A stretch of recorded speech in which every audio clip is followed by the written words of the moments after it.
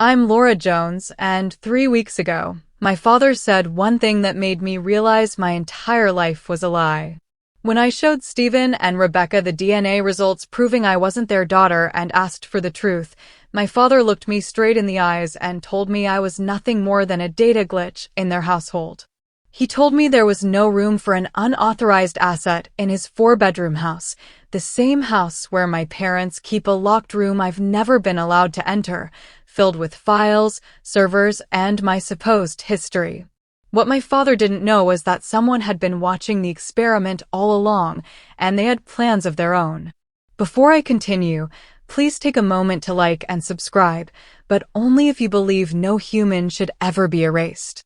Also, let me know where you're watching from and what time it is there. Now, let me take you back to the day my reality started to dissolve. The envelope was unremarkable, a standard white rectangle with a sterile laboratory logo in the corner, but it felt heavy in my hand as I sat at the kitchen table. It was supposed to be a simple extra credit assignment for my advanced genetics seminar, a basic heritage map to visualize migratory patterns. I expected to see a colorful pie chart showing a blend of Western European roots, a digital confirmation of the stories Stephen and Rebecca had told me since I was old enough to listen. I slid the paper out. My eyes skipped past the technical jargon and the letterhead, searching for the familiar Jones lineage. Instead, my gaze locked onto a bold, underlined string of text near the bottom of the page.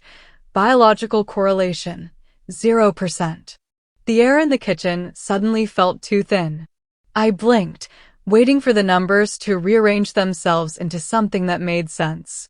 I checked the name on the file, Laura Jones. I checked the donor IDs for the parental samples I had submitted from the family health kit Stephen kept in his study. The data was clear. There was no lab error. There was no statistical margin for doubt.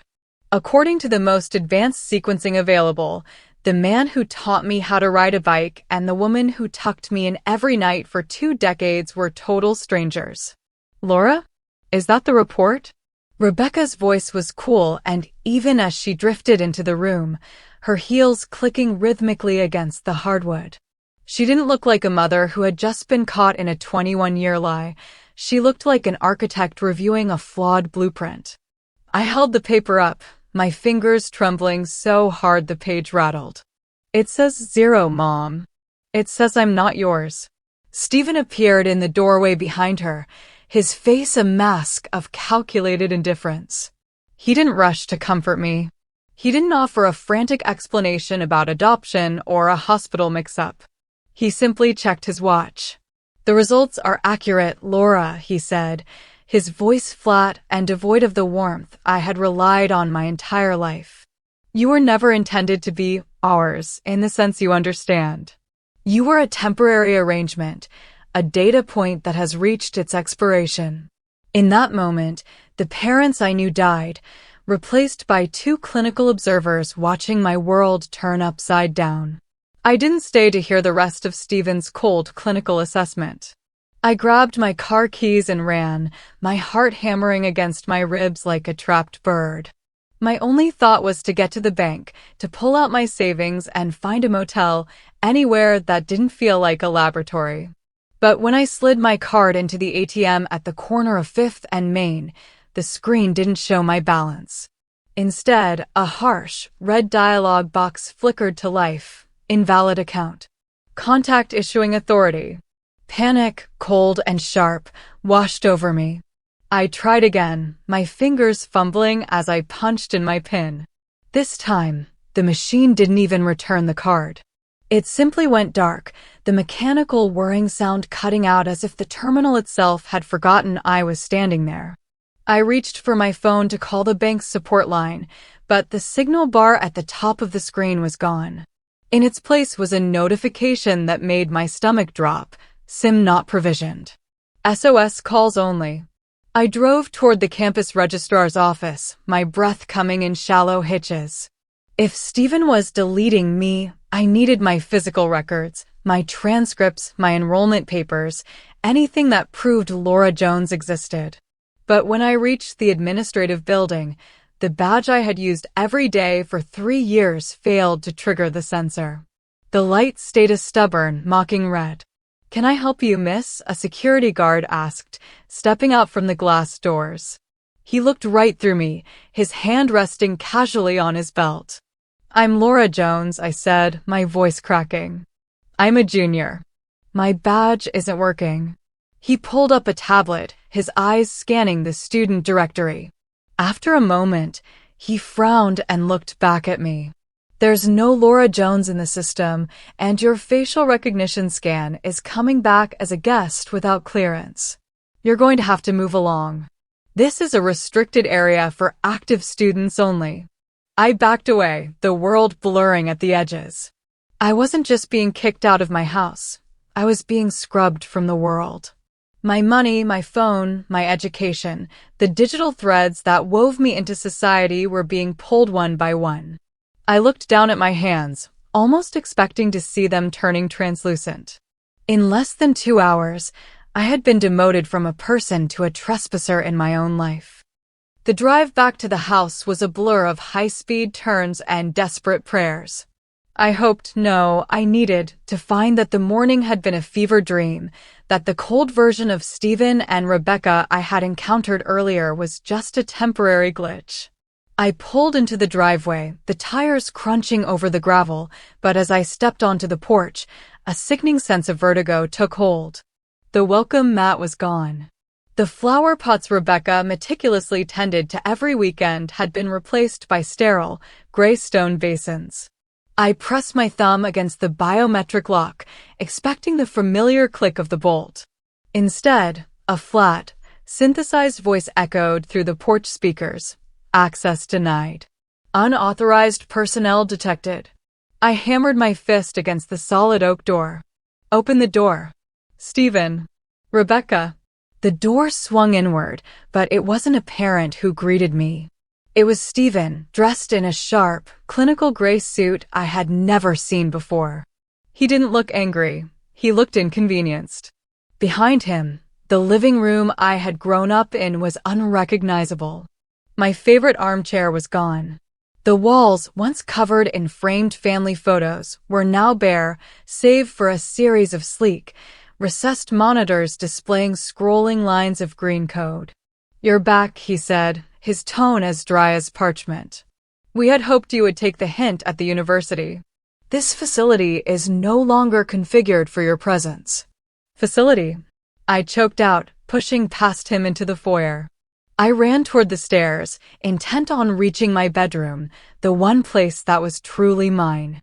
I burst through the door and stopped dead. My bed, my posters, my bookshelves, everything had been cleared out. In their place stood 2 high-tech stationary bikes and a row of server racks humming with a low, ominous vibration. Rebecca was there, standing by the window with a tablet in hand. She didn't turn around. "The room has been repurposed for the next phase of the project, Laura. Your data has already been offloaded." "I am not data," I screamed, the sound echoing off the empty walls. "Currently," Stephen said, stepping into the room with a handheld scanner, "you are a trespasser on private property.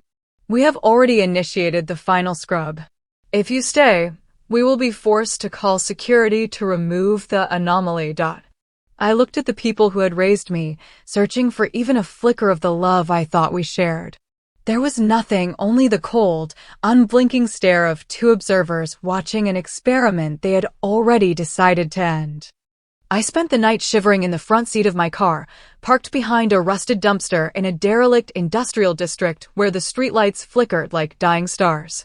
Every time a pair of headlights swept past, I ducked, terrified that Stephen's security had finally tracked my physical location to match my deleted digital footprint. I was staring at the blank screen of my dead phone when a sudden, sharp rap on the window made me scream. A man stood in the shadows, shrouded in an oversized hooded jacket. He didn't look like the polished contractor Stephen and Rebecca had become. He looked frayed, his eyes darting nervously toward the edge of the lot. He held a battered tablet toward the glass. On the screen was a flickering video of me blowing out candles on my 6th birthday, a memory I had just seen erased from the house. I'm not supposed to be here, he whispered as I cracked the window, his voice raspy with localized panic. My name is Silas. I was a junior systems tech on the Jones project for 8 years. I'm the one who didn't hit delete on the deep storage backups. The Jones project? I asked, my voice trembling. What are you talking about? Who are they? They're observers, Laura. This whole neighborhood, it's a sandbox, Silas said, checking over his shoulder again. Stephen and Rebecca are high-level assets. They weren't raising a daughter. They were documenting the emotional development of a baseline subject in a simulated domestic environment. But the contract ended yesterday. When the DNA results hit the university server, it triggered a project terminated flag. They're scrubbing the drive, Laura. Not just the files, you. He thrust a small, encrypted flash drive through the gap in the window. I've been watching you through the internal feeds since you were 12. I saw the way you looked at them, the way you loved them. It wasn't right to let them turn you into a ghost. This drive contains the shadow archive, everything they tried to wipe. It's the only proof you ever existed. Why help me now? I choked out, clutching the cold metal of the drive. Because the experiment is over, Silas said, his face pale in the moonlight. And because even data deserves to know where it came from before they shut the power off. Run, Laura. They're already remapping the GPS in your car. To them, you're just a stray variable that needs to be cleared. Before I could ask another question, he vanished into the darkness of the warehouse district, leaving me alone with a piece of plastic that held the only truth of my life. The flash drive felt like a lead weight in my pocket as I drove, my eyes constantly darting to the rearview mirror.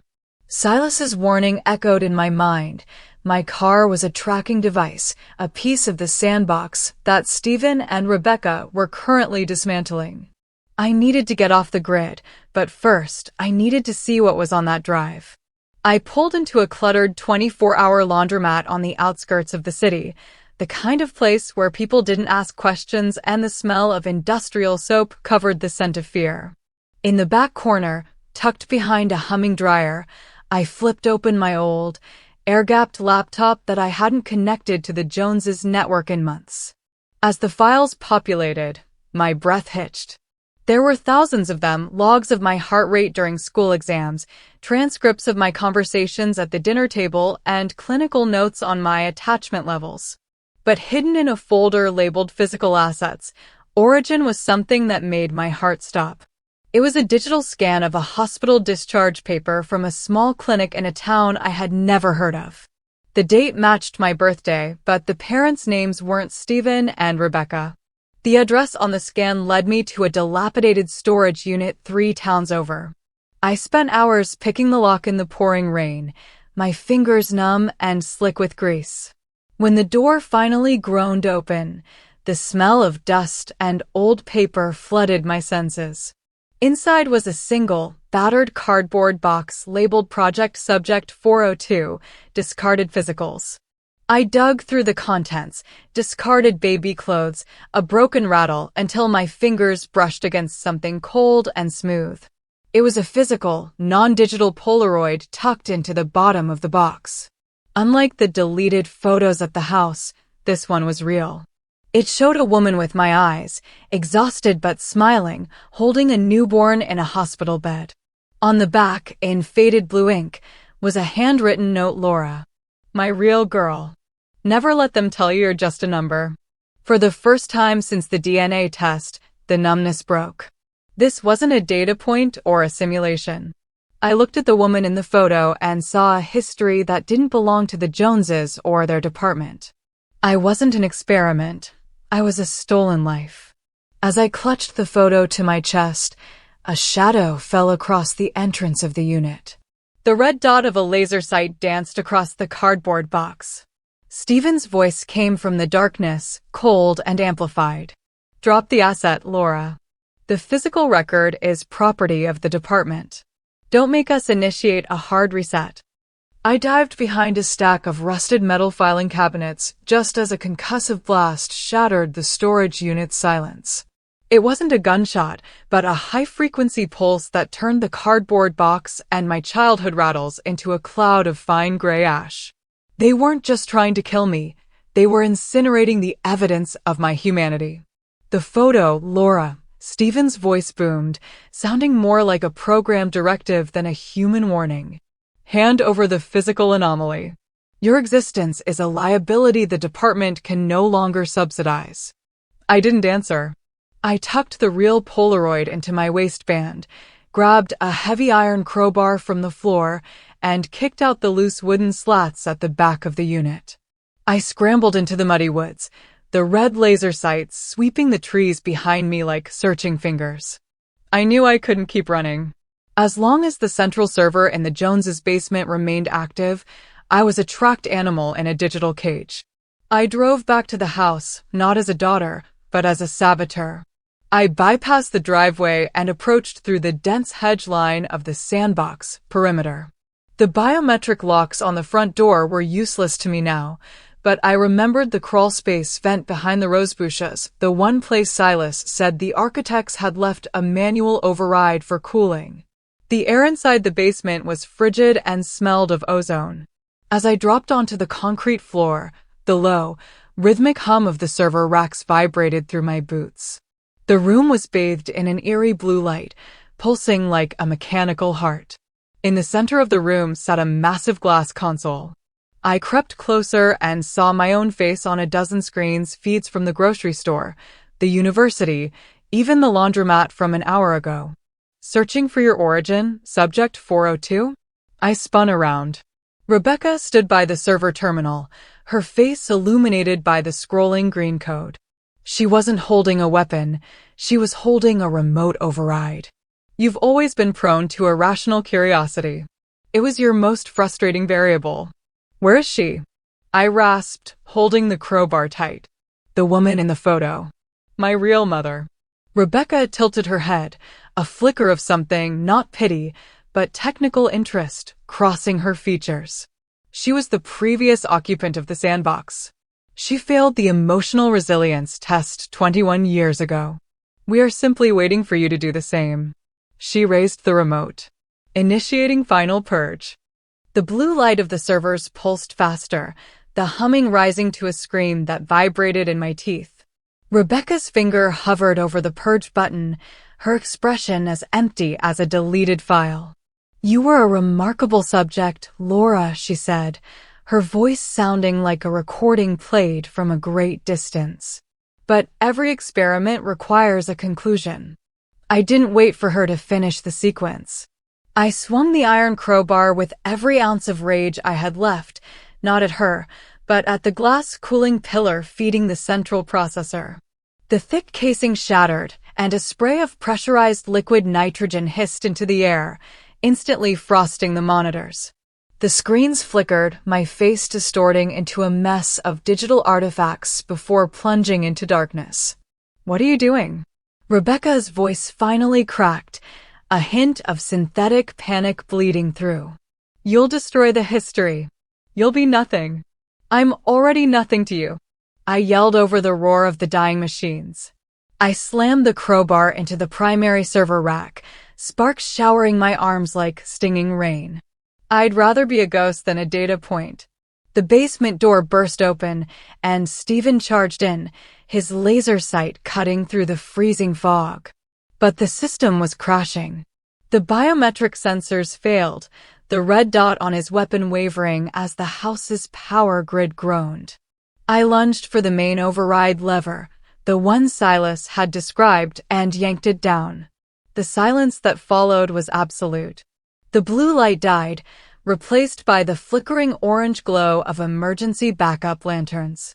Steven and Rebecca stood frozen in the center of the room, their movements suddenly jerky and uncoordinated. Without the central server to dictate their parental programming, they looked like hollow shells, their eyes vacant and unblinking. I stepped past them, my breath hitching in the cold. I pulled the real Polaroid from my waistband and looked at the woman who had truly loved me. I wasn't Laura Jones, the daughter of contractors. I wasn't Subject 402. I was the girl in the photo, a life that had finally been reclaimed from the record. I walked out of the house and into the morning mist, leaving the sandbox behind. I had no bank account, no ID, and no digital footprint. For the first time in 21 years, I was completely off the grid, and for the first time in my life, I was real. If you found Laura's journey through the shadows as gripping as I did, please take a moment to like this video and follow the channel for more great stories like this one. Don't forget to leave a comment below letting me know what you would do if you found out your life was a social experiment. Your support keeps these stories alive.